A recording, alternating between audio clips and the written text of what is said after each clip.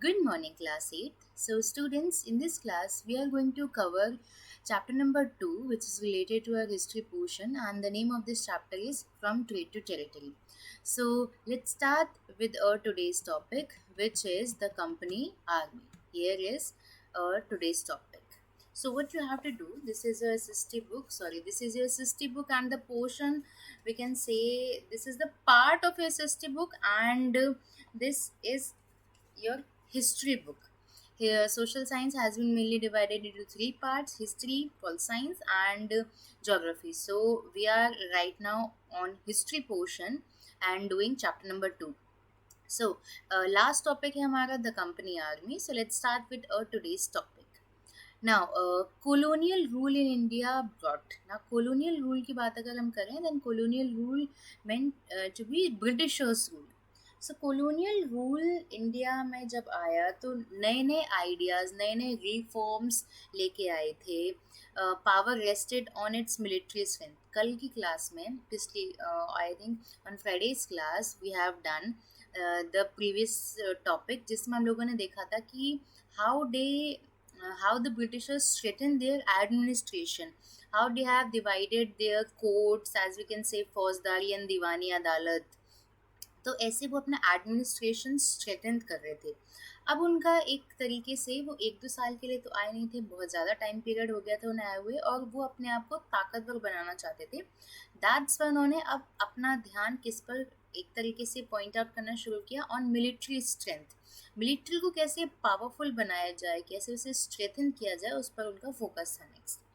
Now next point is the Mughal army. Now अगर हम याद करें तो who was the last Mughal emperor, so the answer is Bahadur Shah Zafar. Bahadur Shah Zafar was the last Mughal emperor. So यहाँ बात कर रहे हैं कि ब्रिटिशर्स इंडिया कब आए थे, मुगल पीरियड चल रहा था उस दौरान. सो हम यहाँ बात कर रहे हैं मुगल एम्पायर में किस तरीके से आर्मी को टैकल किया जाता था. तो आर्मी उस टाइम पे दो तरीके की थी, as you can see in this diagram. आपके बुक के अंदर भी Mughal army was mainly compose दो तरीके से है. फर्स्ट इज कैवलरी, जिसमें सवार होते थे, जो ट्रेंड सोल्जर्स होते थे हॉर्स बैक पे, मतलब as you can see here घुड़सवार हम जिसे बोलते हैं. कैवलरी आर्मी वो होती थी, घोड़े पर सवार होके जो जो आर्मी पर्सन है, जो सोल्जर्स हैं, वो वॉर में पार्टिसिपेट करते थे. That is those persons are known as cavalry army. Now infantry का मतलब है पैदल सवार या foot soldiers. They were given training in archery, मतलब तीरंदाजी, एंड यूज ऑफ स्वॉर्ड, मतलब तलवार चलाना, और तीरंदाजी में वो बहुत ज़्यादा एक्सपर्ट थे.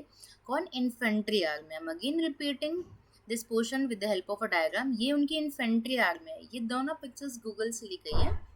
So now infantry army and cavalry. Cavalry मतलब जो घोड़े पर सवार होकर वॉर में पार्टिसिपेट कर रहे हैं, एंड इन्फेंट्री मीन्स पैदल सवार जो आपके सोल्जर्स होते हैं, उन्हें हम इन्फेंट्री आर्मी के अंदर इंडिकेट करेंगे. Now sorry for the interruption. Yes. Now इसके बाद हम देखते हैं कि इम्पोर्टेंस किसकी ज़्यादा थी. Cavalry dominated. कैवलरी मतलब घुड़सवार.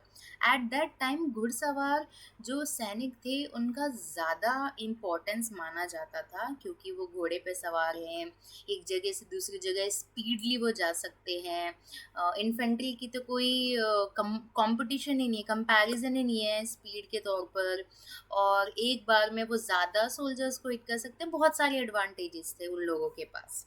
सो आपकी बुक में भी मेंशन आउट है, the cavalry dominated the army and Mughal state did not feel the need to have large professionally trained infantry. As you can see here also cavalry dominate कर रही है and army को, but Mughal जो states के जो लोग थे उन्हें ऐसा लगा नहीं. कौन रूल करे या कैवलरी रूल करे, उन्हें इन्फेंट्री की इतनी लार्ज एक तरीके से अगर हम बोले प्रोफेशनली उन्हें ट्रेंड करने की इतनी ज़रूरत महसूस हुई नहीं थी. कौन से टाइम पीरियड की हम बात करें? मुगल टाइम पीरियड की बात करें. मुगल स्टेट्स के अंदर उन्होंने किस पे ज़्यादा ध्यान दिया? कैवलरी पे, घुड़सवारों पे. Now, in the next point, we can say the rural areas had a large number of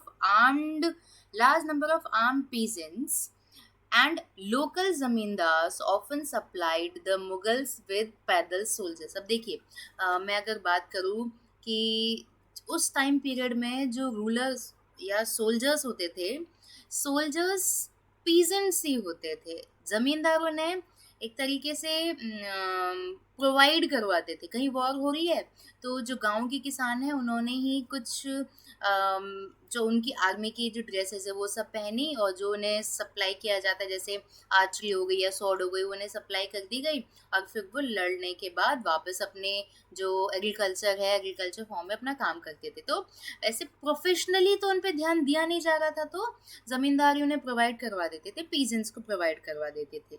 सो हम लोगों ने नेक्स्ट स्लाइड में इन दोनों ही आर्मीज की फोटो देख ही ली थी। Now what happened next, wait for a while I'm adjusting this.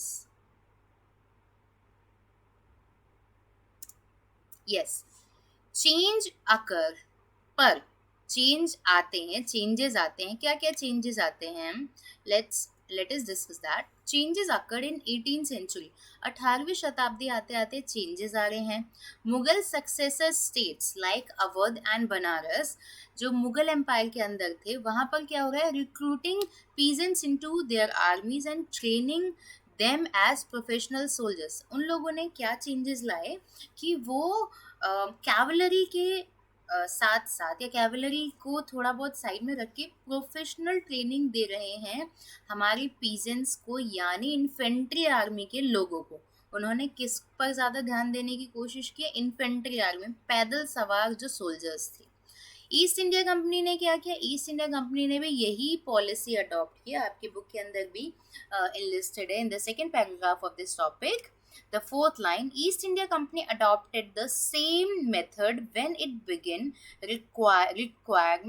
recruitment of its own army. जब उसकी आर्मी पे बात आती है तो उसने क्या किया, सेम जो अवध एंड बनारस की जो पॉलिसीज थी ना, जिनमें वो पैदल सवार सोल्जर्स पे ध्यान दे रहे थे, तो वही चीज़ इन्होंने की same, which came to be known as sepoy army. Same method है उन लोगों का। सिपोय, सिपोय को सिपोय क्यों बोलते हैं, ये एक इंडियन वर्ड है सिपाही, सिपाही से लिया गया है। बोला या वर्बली नरेट तो उनसे एक्यूरेट नहीं किया जाता था, तो उन्होंने सिपाही का ही एक ब्रिटिशर्स अगर हम बोले टोन में उसे सिपोय आर्मी बोला जा रहा है। तो क्या हो गया, हमने पैदल सवार जो सोल्जर्स थे उन पे ज़्यादा फोकस किया। वही चीज़ हम लोगों ने कहाँ देखी, ब्रिटिशर्स ने भी वही फॉलो की थी ना। अब यहाँ बात आ रही है कि ऐसा हुआ क्यों। ऐसा इसीलिए हुआ क्योंकि वारफेयर टेक्नोलॉजी चेंज हो रही थी। कैवलरी की रिक्वायरमेंट जो है उसको कंपनी ने डिनाई कर दिया, क्योंकि अगर मैं बात करूँ, हम लोग इस टाइम पर, एक बार मैं येलो कलर में जो शेडेड लाइन है वो भी रीड कर देती हूँ। ईस्ट इंडिया कंपनी जब फाइट कर रही थी in Burma, Afghanistan and Egypt, soldiers were armed with muskets and matchlocks. As you can see here, here is the picture of musket and matchlock. ये दो तरीके की राइफल्स अगर हम बोल सकते हैं, तो वॉर में ना इन राइफल्स का ही यूज हो रहा था। अब किसी कैवलरी इंसान, मतलब जो घुड़सवार है, उसको मैंने राइफल दे दी तो उसके लिए बहुत मुश्किल हो जाएगा कि वो घोड़ा चलाए, कि वो मस्कट से शूट करे। बिकॉज जब आप बंदूक से शूट कर रहे हो, राइफल से शूट कर रहे हो, तो आपको स्टेबिलिटी चाहिए होती है इसे शूट करने के लिए।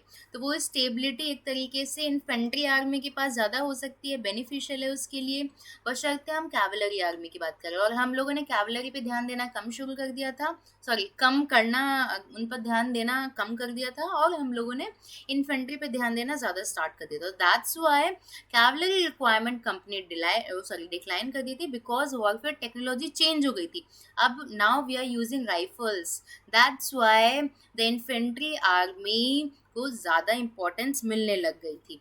हम लोगों ने इन द प्रीवियस क्लासेस हम लोगों ने अफगानिस्तान वाला वॉर देखा ही था, कैसे वो अफगानिस्तान की साइड रशियन आर्मी उनको इनकॉपरेट ना कर ले अपने अंदर में, फिर आफ्टर दैट अफगानिस्तान, फिर वो पंजाब की साइड आती है। ये सारी चीज़ें हम लोगों ने पढ़ ली थी। तो मस्कट एंड मैचलॉक्स का यूज़ हो रहा था। एंड उसके बाद early 19th century the British began to develop uniform military culture. देखिए, यूनिफॉर्म मिलिट्री कल्चर से हम लोग अपनी यूनिफॉर्म की अगर बात करें, सो हमारे स्कूल में बहुत सारे बच्चे स्टडी करते हैं, सभी एक ही यूनिफॉर्म को कैरी करते हैं। कैरी करना मतलब सर पे नहीं रखते, मतलब पहन के आते हैं। क्यों? क्योंकि एक यूनिफॉर्मिलिटी दिखाई देती है सभी बच्चों में, सभी बच्चे समान हैं। ये सारी बातें मैं पिछली क्लास में भी कर चुकी हूँ, that's why I am not repeating that. So uniform military culture लाना चाहते थे। उन्होंने क्या किया, इसके लिए उन्होंने soldiers were increasingly subjected to European style training. उन्हें यूरोपियन स्टाइल की ट्रेनिंग दी जा रही है। Drill and disciplined that regulated their life more than before, मतलब एक डिसिप्लिन लाइफ उनसे उनके अंदर इनकॉपरेट की जा रही थी। बहुत सारे चेंजेस लाए गए आर्मी के अंदर। अब नाउ फर्स्ट ऑफ ऑल ये चीज़ मैं ज़रूर नोट करवाना चाहूँगी कि उनकी आर्मी में हमारे इंडियन सोल्जर्स भी मौजूद होते थे। दैट्स वाई ये पॉइंट आपके यहाँ पर आ रहा है। सो often this created problems not for Britishers, for Indians also. Why? Because caste and community feelings were ignored. Hindu community के लोग यहाँ पर हैं। अब आप कुछ ऐसा कर दो जो Hindu community, Muslim community, Sikh community को सूट ना करे। आपकी यूनिफॉर्म मिलिट्री कल्चर हर किसी को सूट नहीं कर सकता है। हम लोगों के अपने कल्चर है, आपके अलग कल्चर थे। That's why the problem is now. First of all, could individual building a force professional soldiers, first of all let me read this paragraph. Feelings ignore की जाती थी कास्ट की, उन्हें प्रोफेशनल सोल्जर्स बनने में ज़्यादा फोर्स आउट किया जाता था। Could they see themselves only as soldiers and not as members of communities. उन्हें से मान लिया कि कोई एक हिंदू उस ब्रिटिश आर्मी में एक तरीके से अपनी सेवा दे रहा है, तो जब उससे वॉर करने को कहा जाए तो उसे अपने हिंदूज को भी मारना पड़ेगा। तो एक तरीके से बहुत द्वंद्व हो जाता था उनके अंदर में कि किसका साथ दिया जाए।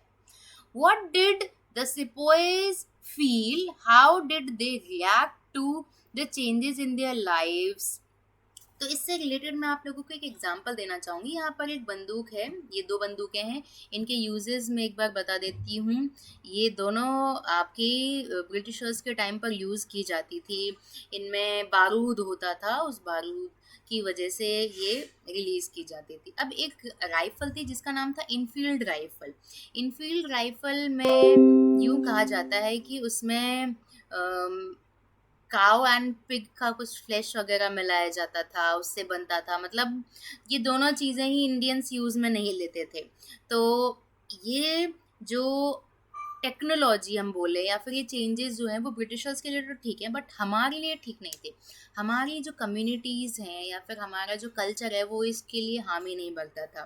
तो यहाँ आपके बुक में 1857 रिवोल्ट की ग्लिम्स की बात की जा रही है, तो वही मैं एक बार इंट्रोड्यूस करा देती हूँ आप लोगों को कि हमारे लिए जो चीज़ मनाही है उसको हम करते नहीं हैं। वही चीज़ ब्रिटिशर्स ने यहाँ पे इंट्रोड्यूस करा दी थी, इसलिए हम लोगों ने मना कर दिया था, जिस वजह से आपके 1857 रिवोल्ट का एक मेजर इशू हुआ था। हमने मना कर दिया कि हम इनफील्ड राइफल को यूज़ में नहीं लेंगे, बट फिर भी वो लोग तो फोर्स आउट करेंगे। दैट्स वाई एक बीज हम कहीं उत्पन्न हो गया था because of this rifle, the use of these rifles. वो लोग पगड़ी का अगर सम्मान ना करें, हमारे जो फेस्टिवल्स हैं उनका सम्मान ना करें, हमारी भावनाओं का सम्मान ना करें, तो ये सारी चीज़ों की वजह से हमारी कास्ट कम्युनिटी फीलिंग्स इग्नोर्ड हो रही थी। दैट्स वाई प्रॉब्लम्स क्रिएट हो रही थी। Now, by this topic, we have completed chapter. एक बार मैं कंक्लूजन भी बता देती हूँ कि इस पूरे चैप्टर का कंक्लूजन क्या था, जो कि हमारे लास्ट के 2 पैराग्राफ्स हैं। ना east India company transform from a trading company. इस पूरे चैप्टर में हम लोगों ने ये पढ़ा है कि ईस्ट इंडिया कंपनी अब ट्रांसफॉर्म हो गई है। किसमें? पहले वो क्या थी? पहले वो एक ट्रेडिंग कंपनी थी, अब उसके बाद एक टेरिटोरियल कॉलोनियल पावर बन गया। सत्ता उसने हथिया ली थी। वो पहले स्टीम टेक्नोलॉजी लेके आए अर्ली 19th सेंचुरी में इंडिया के अंदर।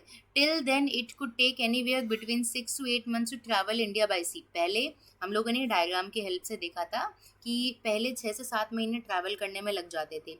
Steam ships reduce the journey. उन्होंने क्या कर दिया, स्टीम शिप जब इन यूज़ में आने लग गए तो स्टीम शिप ने टाइम को कम कर दिया। 6-7 महीने लग रहे हैं, वही टाइम 3 वीक्स के अंदर 3 वीक्स के अंदर कंप्लीट हो जाता था। तो जो दूरी थी ना, दूरी तो उतनी है पर टाइम कम लगने लग गया था. By 1857 company came to exercise direct rule over about 63% of the territory and 78% of the population. तो अगर 100 में से 63% मतलब बहुत ज़्यादा एरिया उनके पास है. 78% ऑफ द पॉपुलेशन पे इंडियन सब कॉन्टिनेंट पे वो रूल ओवर कर रही थी. हमारी कौन सी, हमारी तो नहीं, अगर हम ईस्ट इंडिया कंपनी की बात करें. Combined with its direct influence on remaining territory and population of the country, the East India Company had virtually the whole India under its control. धीरे धीरे क्या हो गया था, पूरा का पूरा इंडिया उनके अंडर में आ गया था. तो इस चैप्टर के एंड में हम लोग ये कंक्लूजन निकाल सकते हैं, ये एक ट्रेडिंग कंपनी थी, इंडिया आई थी सिर्फ और सिर्फ व्यापार करने के लिए, पर धीरे धीरे थ्रू प्रोज एंड कॉन्स अगर हम बोलें, अपने इन्होंने ऐसे अलाइंसेज हमारे साथ करने लग गए थे, ऐसे पावरफुल बन गई धीरे धीरे कि इंटरफेरेंस करने लग गई. बहुत सारी चीज़ें हम लोगों ने इस चैप्टर के अंदर देखी. So by this topic we have completed a chapter. In the next class we will discuss the question and answers of this chapter. So I hope you all have understood all the topics very well. If you have any problem then you can tell me, I will solve it. So that's it for today's class. Thank you.